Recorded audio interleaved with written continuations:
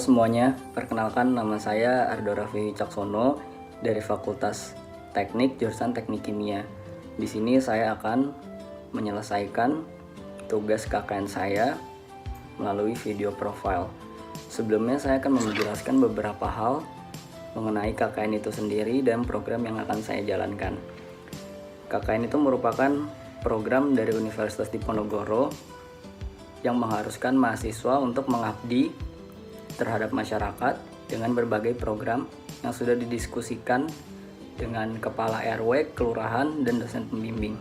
Program yang diambil ada 2 poin. Yang pertama mengenai SDGs dan yang kedua mengenai COVID-19.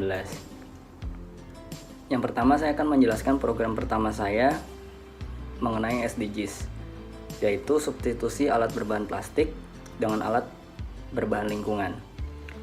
Jadi di Indonesia merupakan negara dengan jumlah pencemaran sampah plastik ke laut terbesar kedua di dunia.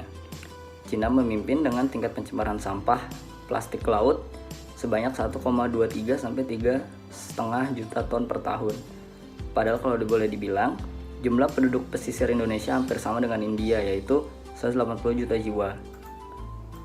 Namun tingkat pencemaran plastik ke laut India sekitar 0,09 sampai 0,24 juta ton per tahun dan menempati urutan ke-12.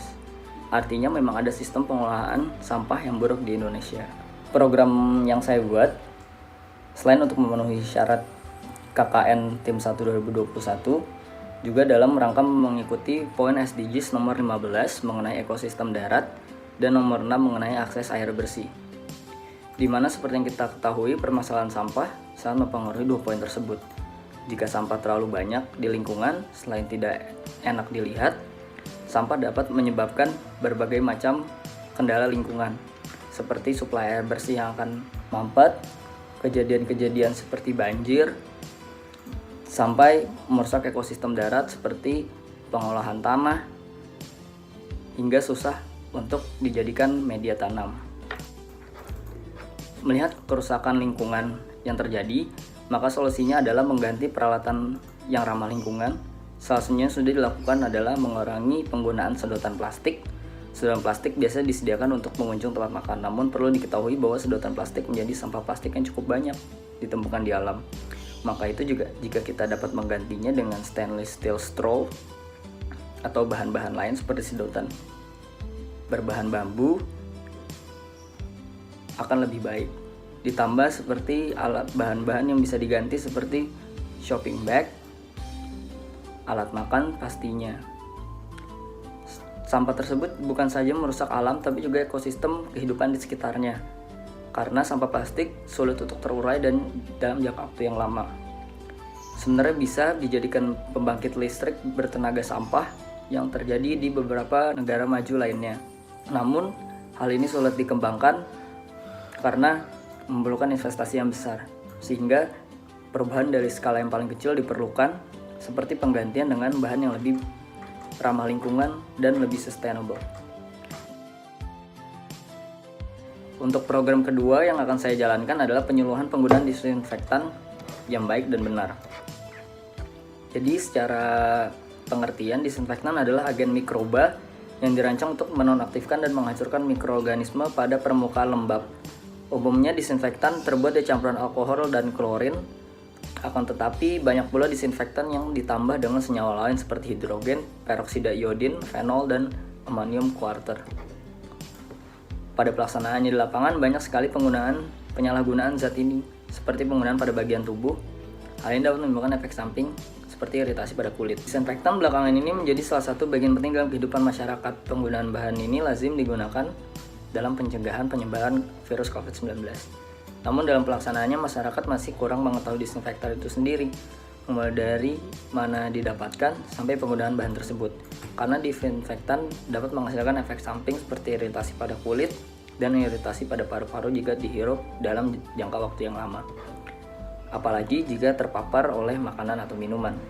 Program yang berkaitan dengan COVID-19 ini diharapkan dapat membantu warga setempat untuk dapat menjalani kehidupan sehari-hari dengan tetap memenuhi protokol kesehatan yang ada seperti penggunaan disinfektan. Warga dapat menjalankan kegiatan dengan tenang karena kan penyemprotan menyeluruh di tempat krusial di tempat saya melakukan KKN, yaitu di RW 10. Untuk pelaksanaan program pertama yang mengenai SDGs menggunakan poster, brosur, dan alat-alat peraga. Dan untuk program disinfektan yang mengenai COVID-19, saya menggunakan poster, brosur, dan penyemprotan bersama dengan anggota kelompok saya dan bersama karyawan dari Kelurahan Pedalangan.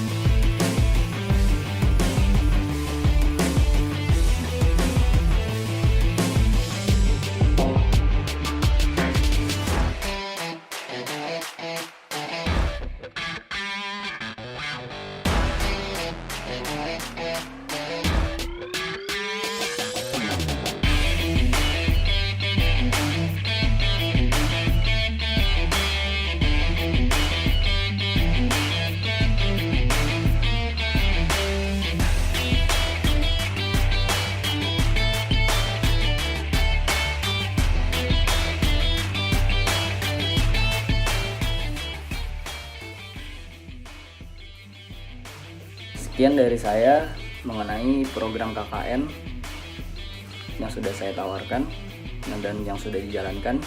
Semoga semua dapat berjalan dengan baik sehingga KKN di berikut-berikutnya akan berjalan lebih baik lagi. Terima kasih.